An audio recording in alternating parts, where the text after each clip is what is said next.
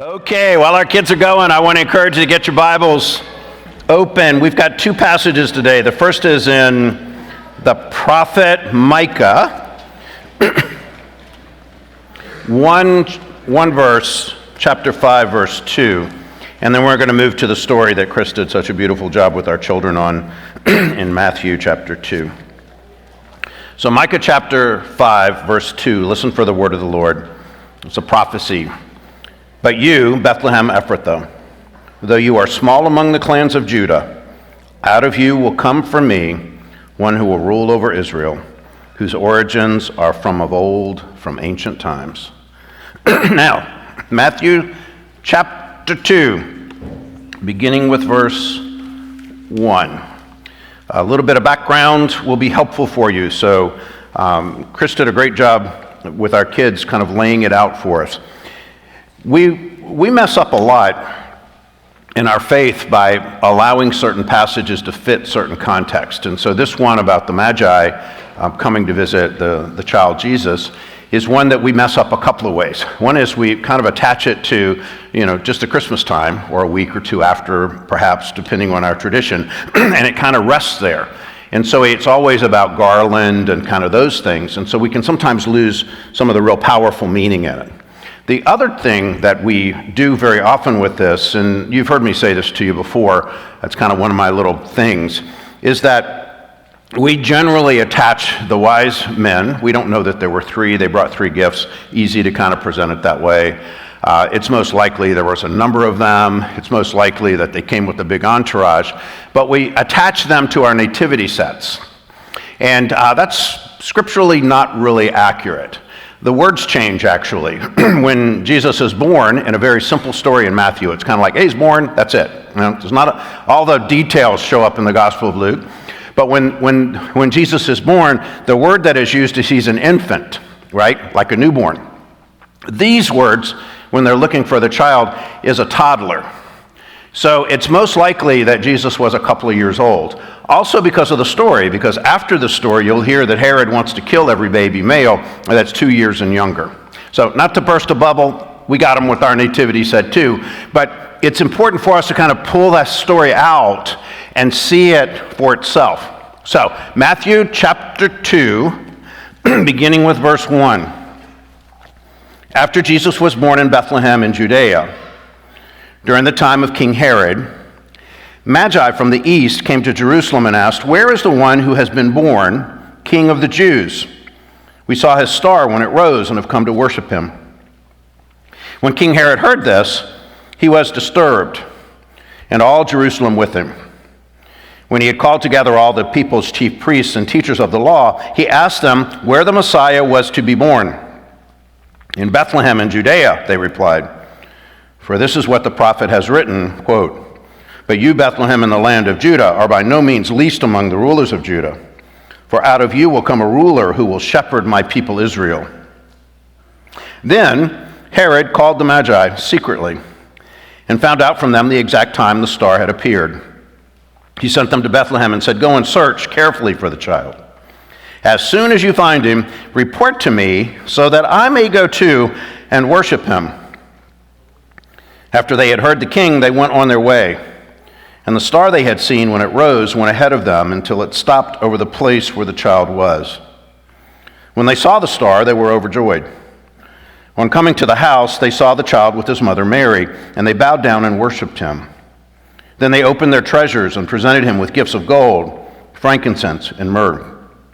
And having been warned in a dream not to go back to Herod, they returned to their country by another route." That's the word of the Lord.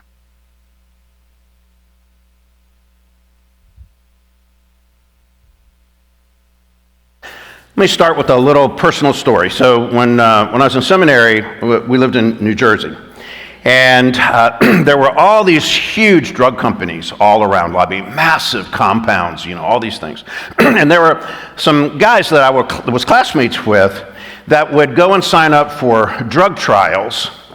And they would take them in for a weekend, and they would just shoot them up with all kinds of different stuff over the weekend, and then they would see how they would do, and then they would send them home like on Monday morning. And I got paid a lot of money to do it. So they're always trying to talk me into going and doing it, and which I did a lot of stupid stuff, but that's one I didn't do. So but one of the reasons that they loved it was not only they got paid by the hour even when they slept, all of that, but these labs that they had them in had the best video games around. I mean, anything and everything you could think of. And that was just when video gaming was gaming was really starting to take off. So I felt jealous about the video stuff. So Cheryl got me a Nintendo, and she bought me one game, Super Mario Brothers. And I started playing Super Mario Brothers. And I got so focused on this thing, obsessed, Cheryl would say, so much that I thought about taking a leave of absence from seminary. I was like, I realized Ross was like that tall and he was forgetting that I was his dad. I mean, I was on this game. And the days turned into weeks, which turned into months. And I'm just focused until finally the day came that I beat it. I beat it. And I called Cheryl. She's at work, and I called her and I said, "Hey, babe, I beat it. And I was so excited. And she said, "Oh, that's great. And a guy overheard in the background, and he said, "Well, ask him how long it took him to beat the last level." And so she asked me, and I'm like, "Level?" I had been playing this game for months, and I didn't realize there were 32 levels in 8 worlds. I was still on the first level. It took me that long to win. Absolutely true. And I'm like, so then I'm like, gosh, I cannot believe this. And I quit. And I have hated with a perfect hatred any video game ever since. They are absolutely the spawn of Satan. I am absolutely convinced of that. It blew my world apart. But I've learned a lot from it. And here's one of the things that I've learned, is that it is really best if you start with the end in mind. If you kind of know where you're going to want to end up or what the finish line is, it really helps you in so many aspects of life. Had a young teacher straight out of college teaching high school English when I was in high school in 9th grade, and she decided that she was going to have all the boys. She said, "Okay, boys, I've got a great short story for you." And she wanted us to read this short story, and she said, it begins with "Call Me Ishmael." It's about a big whale and a guy hunting for the whale and all that. So she gives us the short story, and we read it. We all went back and said, this is great, but it didn't seem to end. And then she pulls out, it was the first chapter of Moby Dick, she pulls out the 3,612 pages that are left. I'm like, gosh, how sick is that to trick these young guys like that?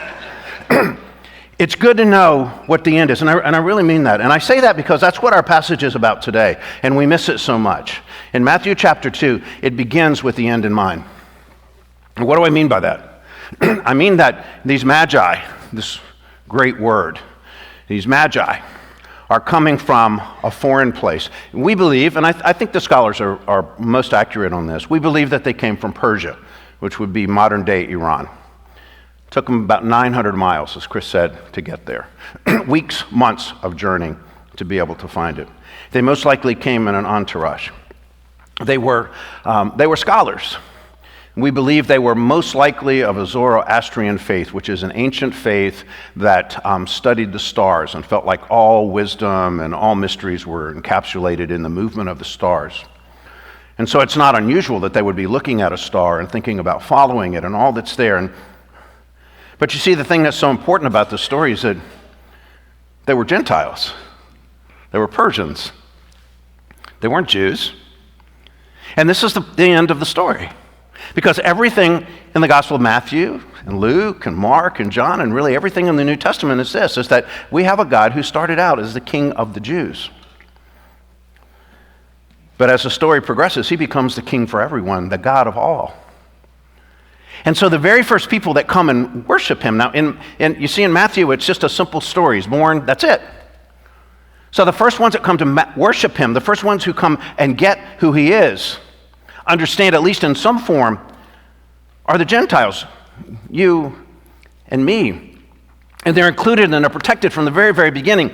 And so we find in the second chapter of Matthew that it is very, very clear that this King of the Jews, that's born King of the Jews, is a God for all. And not only a God for all, but a cosmic God, because it's the stars. And that's where all the mysteries are resolved for them, they believe. It's the stars. It's the idea and the belief that this God, this Jesus, is the cosmic God. And the God for all, not just the God for a people, not just for the Jews. And so Matthew begins with the end. And he keeps that focus for us throughout, as the New Testament does. But what's fascinating in the story is that all the while we've got this God for all, we've got this cosmic God, all the while this God for not just the Jews, but for the Jews and the Gentiles, for all the world, all the while this Herod tries to stop it. And what he's trying to do is he's trying to protect his own level. Because Herod's an interesting guy. Herod's official title was King of the Jews. He was given that title by the Romans. So his title, as anyone came to him, they would say, King Herod, King of the Jews. Herod, King of the Jews. So when the Magi come in, they say, we want to see the one who was born King of the Jews. You can imagine the threat that starts to hit him. And so he wants to protect himself. He wants to protect his place. He wants to protect his level as the King of the Jews, the one that's in power. And he's paranoid and he's crazy. There's all these things we see about him as the stories kind of lay themselves out. But simply, he just wants to protect what's his. And he wants to keep everyone else on his level. He doesn't want anyone to rise to another, because that's going to lose. He's going to lose when that takes place. And so these Magi come, these people from a foreign place. They travel all this time with these scholars, and they say, we're looking for the one who's born King of the Jews. And Herod immediately goes into sort of desperation mode. Well, where is he? The scholars say, Bethlehem. Well, you go and look. You go and look and let me know when you find him, because I want to worship him. I mean, it's like friendly, right? I mean, it makes sense. He's friendly, but he's destructive in the midst of that. And he's this guy that all of his life is about protecting who he is and what he's done and his position in life. And the truth is, there are a lot of Herods in the world. Now just think about it for a moment. There are people who want to keep you on your level, on their level. People that don't want you to rise. They want you to be where they are.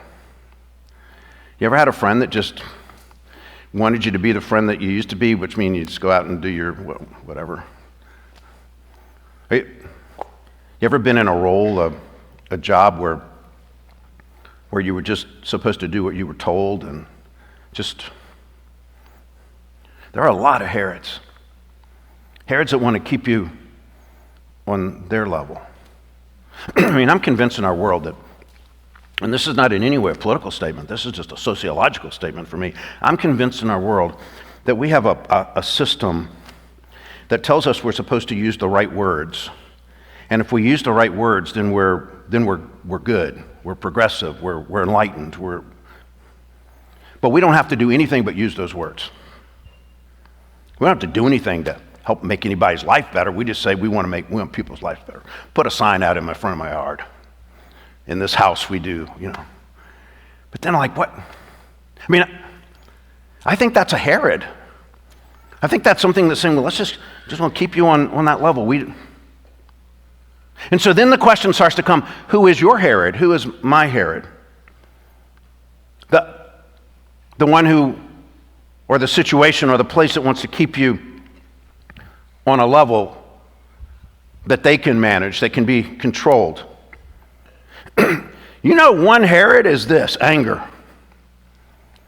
You ever been so angry, something just tripped in there, and that reptilian part of the brain got in, and you had to be right no matter what. You ever been there? Anybody married here? That's unconnected. I don't know why I just thought of that, but no, I'm serious. And I say this all the time to people. I mean, it's like one of my little mantras with folks. I say, is this? I understand that. And I understand that there's a right and there's a wrong and that there's truth, and I get all of that. But in those relationships, here's the real question. Would you rather be right or would you rather be well?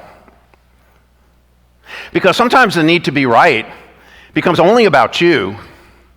And when it becomes only about you, then the other becomes it's an obstacle or an enemy. And you've got to prove them wrong because I'm right and you have to be wrong. And I think there's a Herod in there. I think our wounds can be our Herods. This happened to me when I was a kid, and this is why I'm like I am. I had so much trauma. I went through so much in that last relationship that I just want you to understand that's why I'm like I am. I mean, I've been through, this happened to me, and it's happened to me, and I want you to know that happened to me because that's going to help you understand why I am like I am. Are we together? You ever known anybody like that? Have we ever looked in the mirror because it's so tempting for us? Because here's what the wounds do. The wounds are designed by the adversary to keep you where you are. And to say to you, you're always wounded. And to define you always by that stuff. And never by something that might come for you. Our memory can be a Herod. I cannot tell you how many times I've heard this one. I forgave, but I refuse to forget. Now I understand we can play with words, but in my experience, almost always when someone says that, I forgive, but I refuse to forget, I'm not sure they really have. Are we together? So these are the things that I think are Herods for us. And here's one, and it's anachronistic, because a lot of you won't even know what I'm saying. A stuck tape. People don't even know that music used to come on a tape, right? So a stuck tape, it just keeps coming back and repeating and repeating and repeating. And here are the two most dangerous things on that stuck tape for you. The things where Herod will do his best to try to control you. You wouldn't understand. You wouldn't understand. Or, you're not good enough. And when that tape starts, Herod has complete control over your life. He has kept you on a level. And here's the beautiful irony of the story. The wise, the star followers, the scholars, the ones who have capacity to be able to travel, to bring an entourage with them, all of them, the ones who are seeking a king, they end up in Bethlehem, the place that nobody wants to be. They end up in Bethlehem. It's like the cosmic joke of the New Testament or the Old Testament, because Bethlehem is 6 miles from Jerusalem. To this day, if you go to Bethlehem, you have to go through a wall. It's in the West Bank. And when you get there, it feels as if it is a bombed out place that no one would want to live. A lot of us have been there together. It's not just now. It always was that place. Why in the world would the prophecy that King David would come from there? Why in the world would there be a prophecy that the Messiah would rise from there? The place that no one would expect. The place that no one wanted to be from or wanted to go to.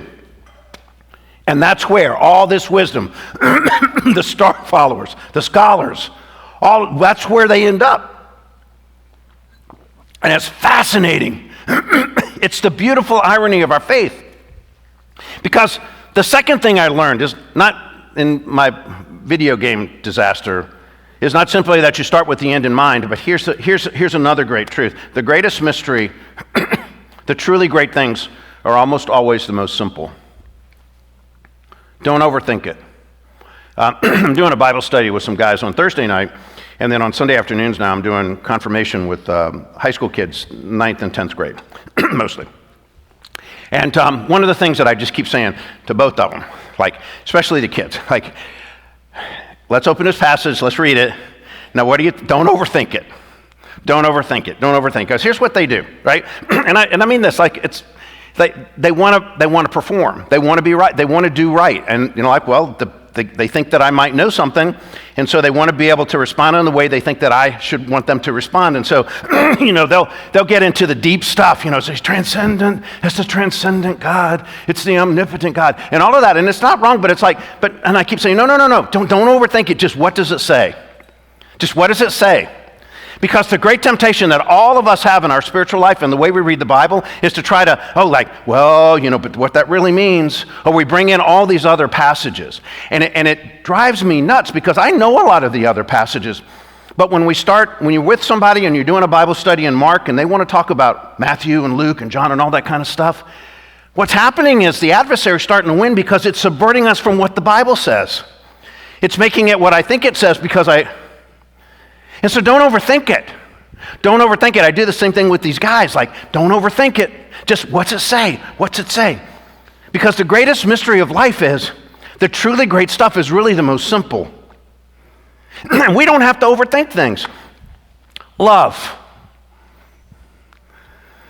All the different words for love in the Bible. All the different ways we can try to understand love. All the different things. Let me tell you love. September 2019, less than 7 years ago, Emma Scholes, who's Swedish, wakes up and smells smoke, and her house is on fire, and it has turned into a conflagration almost immediately. She has 6 kids, and she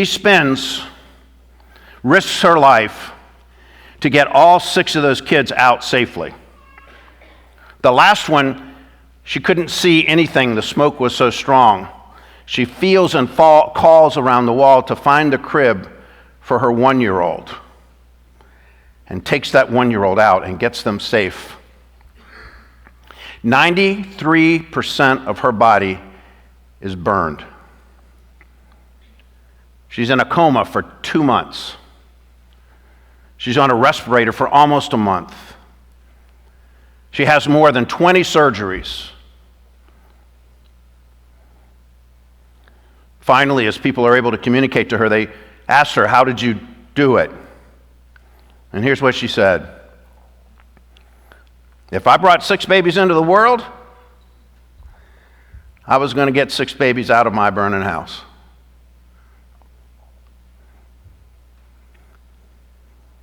That's love. Don't overthink it. That's all you need to know about love. Corrie ten Boom, generations earlier, country not too far from Sweden, the Netherlands, the Nazis come, take over. I think the Netherlands stood for like a day or something, takes over. Her dad's a watch repair person. They're usually flat broke because he doesn't make people pay usually because he knows they need watches to get to work on time and all these kinds of things. They live in a simple place. They turn a closet into a room. And Corey's mom and dad and their family rescue more than 800 Jews and supporters of the Allies. One of the people that they wanted to help rats them out. And the Nazis come and they're arrested. And Corrie and her sister Betsy were sent to Ravensbrück, a concentration camp. Betsy, brutalized by the experience by the guards, she eventually dies. Corrie gets out and starts to write and talk about the need for forgiveness, and she journeys to Germany. And she's talking about forgiveness in the basement of a church to the Germans who really struggled. How could they be forgiven for complicity? And she talked about forgiveness, and the talk was over, and the little chairs get put away, and there's one man, and he approaches her, and as he starts to approach her, she recognizes him. He was the most vile, heinous of all the guards in Ravensbrück. He doesn't know her. He doesn't recognize her. And he comes up to her and he says, "I was a guard. I did things. Can God forgive me too?"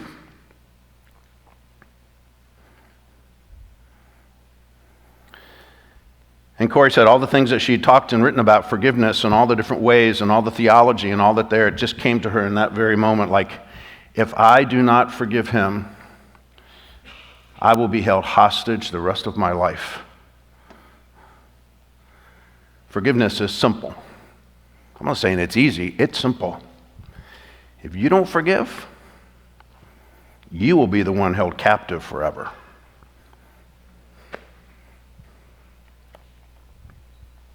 Faithfulness. So, Nerd Jim, like I actually did read Moby Dick, like the only one. So when it became time to be a real nerd in high school, like the real nerds did this. You read The Lord of the Rings, if you were a guy. And you read it again and again and again.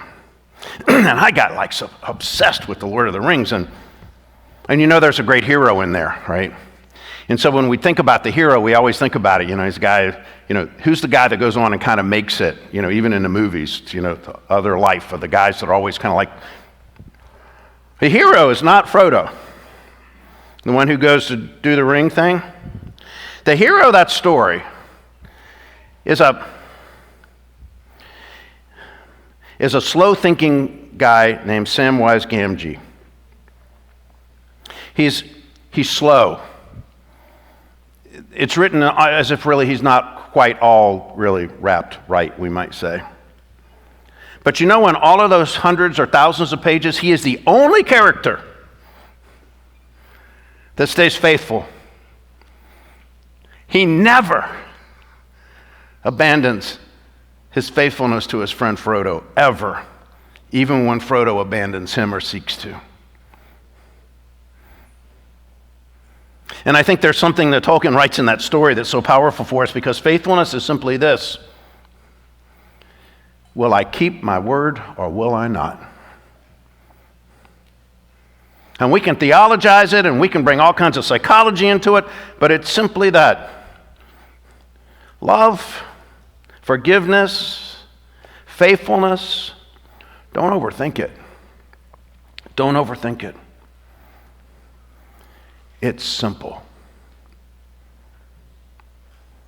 You see, it's the Magi's simplicity that Herod tries to kill. The idea that they could simply go and worship someone born of the king. And it's the same for you.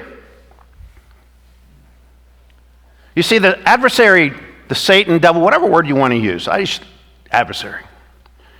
He doesn't want you to believe this most simple truth. Your life is at this moment filled with treasure.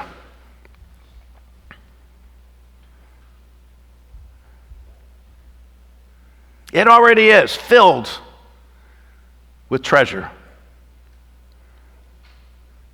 And the way to find it is to offer it.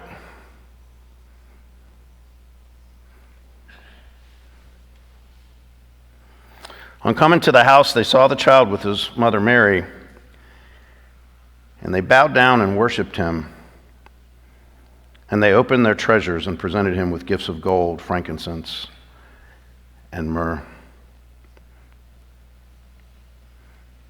If you want to know what love, what forgiveness, what faithfulness is, all you need to do is offer it. And the Lord will take that and magnify that and glorify that. And you will not be able to do anything but bow down and worship. The third thing, it's great to start with the end in mind. I wish I'd known there were 32 levels and 8 worlds. The greatest mystery, the truly great stuff, is really the most simple. And here's the third one. In our lives, there really is only one spiritual level. Don't overthink it. Don't think, oh yeah, once I get this down, once I get this right, or once I get this sin taken care of, and then whatever, then I can. Don't think it. It's not a ladder. There's one level. And all you're called to do is to bow down and worship. That's all you're called to do. That's all I'm called to do. And when we do, not only we, but the world sees a king, sees love and forgiveness and faithfulness, and the world is changed. Amen. Amen.